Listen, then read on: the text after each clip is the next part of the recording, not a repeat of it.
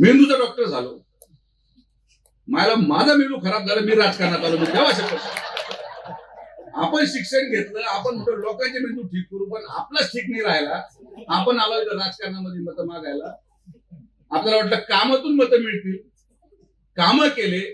40 वर्ष फ्लायओव्हरचं काम होत नव्हतं, आपण 2 वर्षात उरकून टाकलं. नगरचा बायपास संपवला, नगर करमाळा संपवला. 40,000 कोटीचे काम मी संपवले मतं मागायच्या अगोदर. पण काय जमलं नाही मला बनायवर फिरता आलं नाही, रस्त्यावर झोपता आलं नाही. जे काम ग्रामपंचायतीच्या शिपाईचं औषधी फवारणी हे जर लोकप्रतिनिधी करायला लागले तर मग सदस्यांनी काय निवडणूक लढवायची? ही ऍक्टिंग आपल्याला जमली नाही.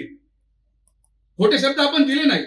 ज्या लोकांनी घोषणा केल्या की प्रत्येक तालुक्यामध्ये आपण एमआयडीसी आणू, त्यांच्याच तालुक्याची एमआयडीसीला तो नको अशी परिस्थिती. हे विषय आपण समजून घ्यावा लागेल. बाकी आंदोलन करायचं तुमचं नैतिक अधिकार आहे, करा. कॉन्ट्रॅक्टरला हाना, त्याला पळून लावा आणि पुढची जबाबदारी पण तुम्हीच. नाहीतर मग सहकार्य करा, थोडा त्रास सहन करा, याच्याकडून हाणून ठोकून कसं तरी काम पूर्ण करून घेऊ. एकदा तरी स्वप्न पाहू दे की गाडी 100च्या स्पीडीतून निघाली तर नगरला पोहोचल. स्वप्नातच गाडी चालू राहील. तुमच्यापेक्षा या रस्त्याची गरज मला आहे. हा रस्ता मी तुम्हाला पूर्ण करून देईल. ठीक आहे, त्याच्यामध्ये चुका होतील, कधी खड्डे पडेल, तुटेल, पण रस्ता होईल आणि परत दुरुस्त करू ना. दुरुस्त करायचं तरतूद त्याच्यामध्ये आहे. 10 वर्ष त्याला दुरुस्त करायचं आहे. खड्डा पडला का 10 लोक व्हिडिओ काढायला पोहोचतात. पहा, खड्डा पडला. मग ट्रॅफिक पण सांभाळा ना बाबा. नुसतं व्हिडिओ कशाला काढतो? 3-3 तास लोकांना जाम मध्ये उभं राहावं लागत होतं, तेव्हा पुढे होते सगळे यार.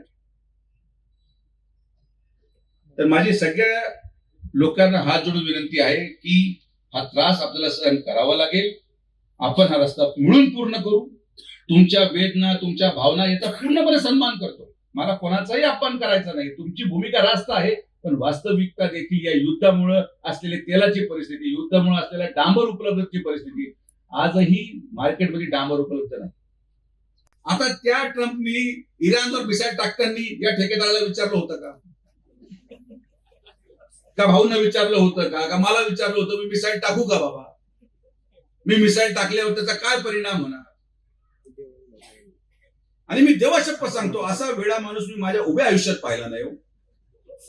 सकाळी म्हणतो पण, संध्याकाळी परत बॉम्ब टाकून देतो, परत सकाळी पण, परत म्हणतो मी आता हे केलं. म्हणजे त्या माणसाच्या नादी न लागणं हेच आपल्यासाठी योग्य आहे. आज डांबर न मिळत असल्यामुळे भाऊ या कॉन्ट्रॅक्टरला डांबर दिल्लीहून आणावं लागतं गाडीने. जे रस्त्याची किंमत आज 5 रुपये असेल, त्या किमती वाढून 2.5 पटीने किंमत वाढून त्या गोष्टीला पण मंजुरी घ्यावी लागते. हे टेक्निकल मुद्दे आहेत.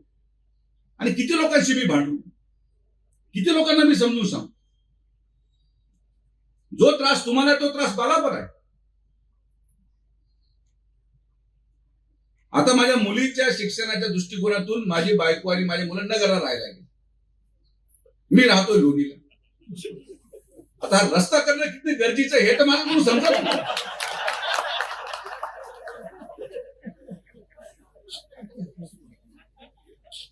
मला पण बरं वाटतं रस्ता खराब आहे, पण करावंच लागणार, त्याला पर्याय. मला जावं यावं लागतं. जो त्रास तुम्हाला आहे तो त्रास मला आहे. कदाचित तुम्ही इथून निघाला तर रावरीला थांबालो, मला रोज नगरून येऊन जाऊन करायचं. तर जनतेच्या त्रासाला आम्ही पूर्णपणे ज्ञात आहोत, पण या त्रासाचं उत्तर आंदोलन नाही. या त्रासाचं उत्तर ठेकेदाराच्या लोकांना मारहाण करणं नाही. राहुरीमध्ये रात्री त्या ठेकेदाराच्या लोकांना जे साईड गटर करत होते त्यांना हाणलं. आज एकही कर्मचारी त्या ठेकेदाराचा राहुरीमध्ये जायला तयार नाही. काय केलं पाहिजे? कोण जाणार तिकडे? मी जाऊन आता कॉन्क्रीट आणि सेंटरिंगचं काम करू? असं नाही होऊ शकत. आणि तुम्हाला माझं बोलणं वाईट वाटत असेल, मी याच्यावर पण ट्रोल होणार आहे. करा, किती ट्रोल करायचं मला काही फरक पडत. तुम्ही ट्रोल करा, काही करा, पण 2 गोष्टीची वास्तविकता समजून घ्या. हा रस्ता या ठेकेदाराकडून झाला नाही तर परत होणार नाही. आणि दुसरा, हा रस्ता कोणी पूर्ण करू शकतो तो फक्त सुजय विखे पाटीलच पूर्ण करू शकतो, ही पण वास्तविकता.